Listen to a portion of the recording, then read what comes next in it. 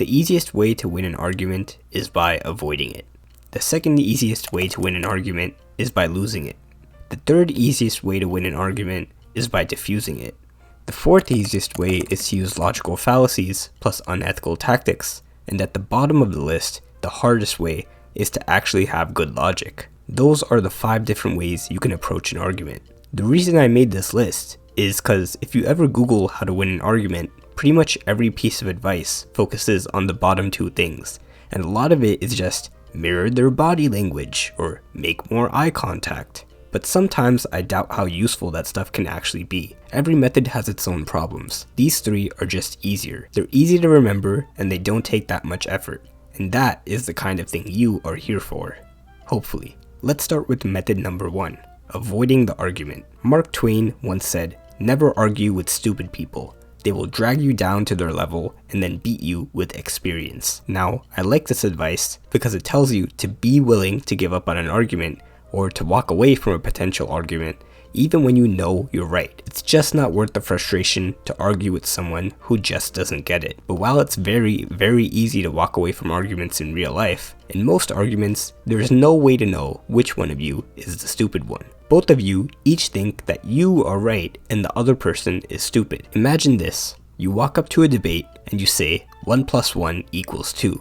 Your opponent says, well, actually, no. 1 + 1 = 1. You know that you are obviously right. Blue stick figure also thinks that they are obviously right. But just keep in mind, your opponent might not always be stupid. They might just be misinformed. You can Google 1 + 1 and then show them that it equals 2, but they're thinking, Google? What in the propaganda? Maybe you're the one that's brainwashed. It's decent advice to walk away from arguments that aren't helping you, but still, if you avoid every single argument, you'll end up living inside your own little bubble, and you might miss out on life-changing information from the outside world. Speaking of life-changing information, let me tell you about the new best way to browse the internet, brought to you by Opera Browser. Opera One R2 is their brand new futuristic update, and it's completely free. Let me show you. First of all, the browser opens with the classic theme, but you can set it to Aurora, a dark theme, or Midsummer, a light theme, and each theme is endlessly customizable. Here's what mine's like.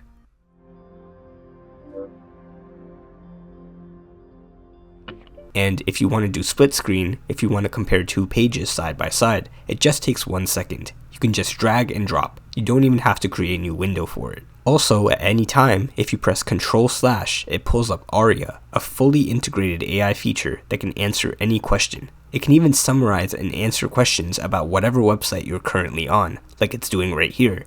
Plus, Aria can both generate images and recognize images. My favorite feature is being able to pop out a YouTube video and have it play in the corner while I multitask and actually get some work done. As a bonus, you can even pop out your music player and move it around the screen, allowing you to easily play music while you're browsing. Opera also has tab islands now, allowing you to effortlessly group tabs based on context. You can collapse them and expand them whenever you want, like this. Tab traces is another cool feature. If you ever forget what tab you were most recently using, it underlines them for you, with the darker ones being the most recent tabs you used. And all of this is completely free. Just scroll down to the link in the description to give Opera a free download and you'll see what I'm talking about. Now, on to the next method of winning an argument, by losing the argument. Think about it. In many situations, the point of an argument is not to win, it's not to prove that you're right, it's to get what you want. Imagine you lived in a small apartment. Your roommate leaves out a cookie jar every week for the both of you to share. But after the first month, they confront you. I put out 20 cookies for the both of us to share, and you took 17 of them. What is wrong with you? Now here, it turns out you actually only took 16. They counted wrong. Either way, you still obviously messed up.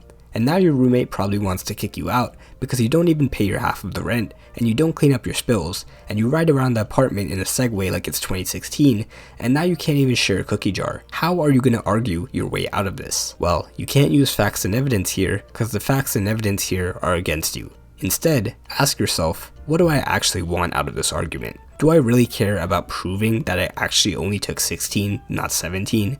Do I really care about convincing them that I did nothing wrong?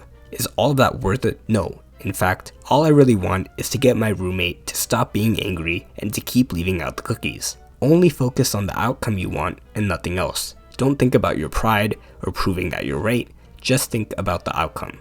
You could say, I took 17 cookies. Wow, that's terrible. They were so good, I didn't even realize. I'm sorry. I promise I don't usually do that. I won't do it again, and if you really want, I could even buy a separate jar just so it doesn't happen again. Of course, you're never actually going to buy a separate jar, but to your roommate, this sounds like you really just made an honest mistake, and you're even willing to go out of your way to make things right. In fact, your apology was so good, you just made them feel bad for confronting you. This even applies to situations where you don't think you did anything wrong. Sometimes, instead of trying to prove your innocence, you can just apologize and win the argument by losing. Method number 3. Diffuse the argument. What I mean by this is, make the argument nicer and calmer and actually try to understand the other person. If you do this, chances are you'll realize that you and your opponent are not so different, and you can finish the argument and come to an agreement pretty quickly. And this method is more or less from a guy in history who was apparently really good at winning arguments, and his name was Socrates. Socrates argued with people in public for a living, and his big theory was that you should go into arguments with the intention of learning new things, not with the intention of showing how smart you are. In fact, he's famously quoted as saying, "I only know one thing, and that is, I know nothing." And that's a really good point. Most of the time, the information we have, we don't know for sure that's 100% true. We're just blindly trusting whatever source we got our information from. I don't even know if this is a real Socrates quote. I got it from a Google image. But if you take nothing else away from Socrates, remember this. Don't misunderstand their argument, and don't let them misunderstand yours. But then, once you understand someone's argument, don't just flat out tell them they're wrong. Instead, try to find little things that you both agree on, one at a time, and then build your way up to agreeing on the main point. This is how you actually convince people of things. You start by agreeing on small things, and then you work your way up to bigger things until eventually they change their mind. However, Socrates also had another, more annoying method called Socratic questioning. This is where you just ask an endless stream of questions to the opponent until they get frustrated and can't explain something. And technically, there is a right way to use this method, but that doesn't really happen in real life situations. Instead, most people who use it just end up flooding their opponent with random unrelated questions that are meant to trip them up. What do you mean, why am I mad? You took the last cookie from the jar. Why does it upset you if I took the last cookie? I wanted it. Well, is it not true that I also wanted it? Yeah, but that was your 18th cookie. That's too many. Why exactly do you perceive that as too many? You only let me have 2. I had 2, you had 18. Would you have perhaps instead preferred if we partitioned the cookies equally? Yeah, half and half. But is it not true that not all resources have to be partitioned equally? Does your boss give the same paycheck to everyone?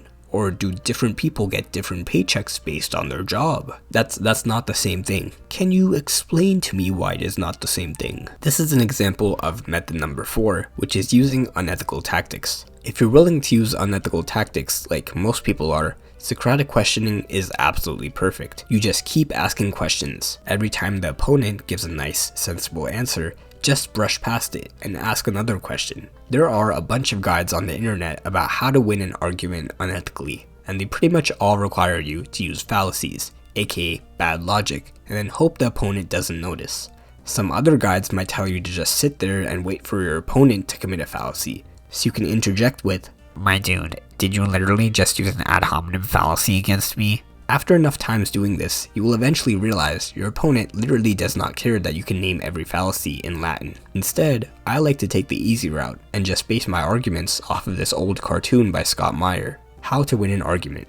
First and foremost, pick your battles. Choose a topic nobody has strong opinions on or has given much thought. Make claims that are so outrageous that your opponent will be left sputtering in disbelief rather than refuting your claims. Make them prove their point beyond any possible doubt. When they can't, take it as proof of your point. Later, even if you lost the argument, see that you won. If you really want to get into the advanced techniques, Arthur Schopenhauer once wrote a sarcastic essay exposing how most debates are actually won. I'll go through all of these methods rapidly, just in case you find any of them useful. Number 1. Exaggerate your opponent's argument to make it sound extreme. Number 2. Take everything your opponent says and then generalize it so that it's easier to attack. Number 3. Ask your opponent a bunch of seemingly unrelated questions until you can get them to contradict themselves. Number 4. Instead of proving something, present it to your opponent as if it were already true. Number 5. Make them angry or attack your opponent's character to put them off their game. Number 6. Ask questions in a random order and jump around from topic to topic to confuse your opponent. Number 7. Frame all of your questions in a way where the opponent has to answer with no, which makes them look super negative. Number 8. Use random metaphors to make your argument look better than it actually is. Number 9. Even when you lose, say that you were right about the stuff that actually mattered. Number 10. Introduce an absurd situation to make your opponent's argument sound ridiculous. Number 11. When your argument is about to be proven wrong, change it to something else. Number 12. Frequently interrupt your opponent so that they can't get a word in. Number 13. When your opponent says something, respond with, "So basically, you're saying that," and then make some ridiculous conclusion that they never actually talked about. Number 14. If you could provide just one counterexample to your opponent's claim, act like that means their claim is completely false. Number 15. If your opponent asks you to prove something is true, ask them to prove that it's not true. Number 16. If there's an audience, try appealing to the audience's emotions by mentioning their families, or their pets, or their paychecks, or stuff that directly affects them, instead of just talking to your opponent. Number 17. Whenever your opponent makes a strong point, immediately change the subject. Number 18. Make up quotes from authority figures or experts to support your argument. Number 19. Avoid talking about any subject by just saying, "I'm not an expert." Number 20. Associate your opponent's claim with something widely disliked, even if it's not actually a fair connection to make. Number 21. When your opponent makes any statement, respond with, "Well, that works in theory, but it would never work in real life." Number 22. If you find a weak point in your opponent's argument, keep bringing it up and force them to keep talking about it. Number 23. Just be really confident with your argument and pretend that it's really strong, even if it's not. Number 24. Use big, complex words that your opponent can't understand. Number 25. If your opponent ever makes a small mistake, pretend that their conclusion is now totally false. After hearing all of these methods, you might ask, is there any actually logical way to win an argument? And the answer is yes, and you see them all the time, and they're usually pretty boring. If you've ever written an essay, you probably have to have some structure like claim, evidence, reasoning. Basically, you make a claim and then you provide evidence, but you can't just leave it there.